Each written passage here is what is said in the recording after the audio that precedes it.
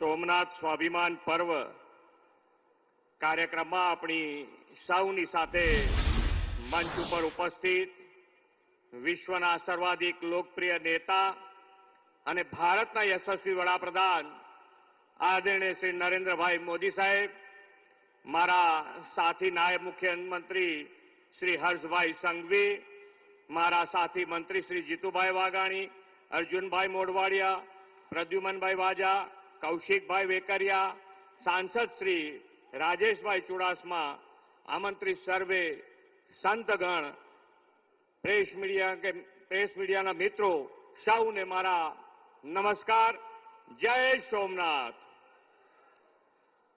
આદરણીય વડાપ્રધાનશ્રીના નેતૃત્વ અને પ્રેરણાથી ઉજવાઈ રહેલું સોમનાથ સ્વાભિમાન પર્વ દેશના આત્મસન્માન અને અતૂટ આસ્થા તથા અડગ સંકલ્પથી ઉજવણીનો અવસર છે.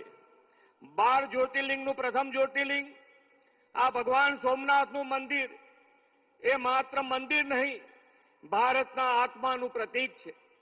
ઇતિહાસ સાક્ષી છે કે આ સોમનાથ મંદિર ઉપર છેલ્લા 1000 વર્ષમાં અનેક વાર બર્બર આક્રમણો થયા હતા.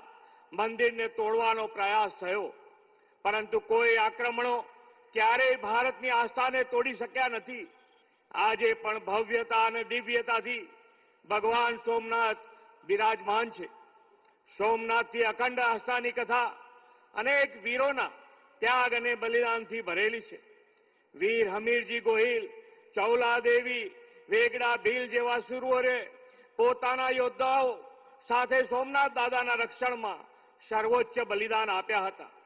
આજે આખા જગતમાં સ્વની ચર્ચા છે, ત્યારે આદરણીય વડાપ્રધાન શ્રી મોદી સાહેબે દેશના ઇતિહાસમાં જોઈએ એવું સ્થાન નહીં પામેલા સ્વાભિમાનના યુદ્ધને અને સોમનાથ દાદાના રક્ષણ માટે સમર્પિત થઈ ગયેલા શૂરવીરોની શહાદતને યાદ કર્યા છે. 1000 વર્ષ પહેલા દેશની અસ્મિતા પર આક્રમતાઓએ કરેલા આક્રમણનો આપણા સ્વાભિમાનની યોદ્ધાઓએ પૂરા શૌર્ય અને સાહસથી જવાબ આપ્યો હતો. જનમાનસમાં આવા સ્વાભિમાનની જ્યોતિ જલાવી રહે એવા વિચાર માત્ર આદરણીય વડાપ્રધાન શ્રી નરેન્દ્રભાઈ જેવા યુગ પુરુષને જ આવે. આપણે સૌ નસીબદાર છીએ કે વિશ્વના વિકાસ પુરુષ એવા વડાપ્રધાન શ્રી મોદી સાહેબ આજે આપણને પ્રેરણા આપી રહ્યા છે.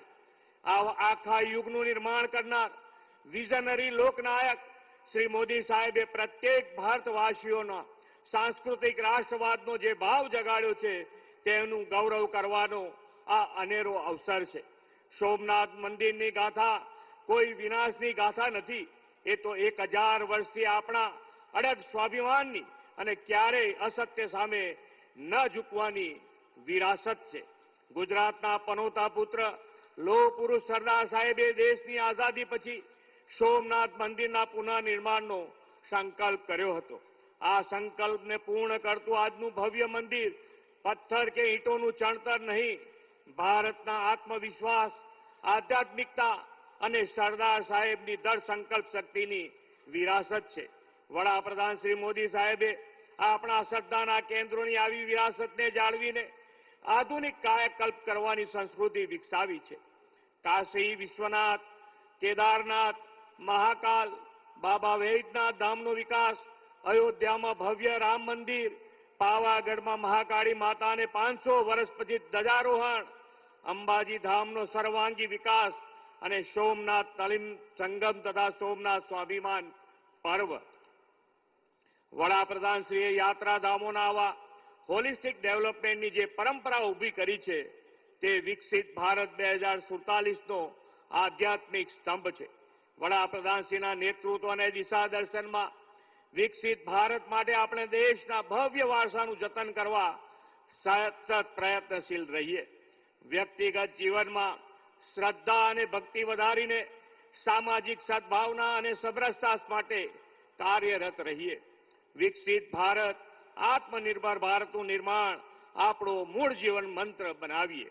આપણે સૌ સોમનાથ દાદાના ચરણોમાં પ્રાર્થના કરીએ કે લોકલાડીલા વડાપ્રધાન શ્રી મોદી સાહેબને દીર્ઘાયુ અને અખંડ શક્તિ આપે.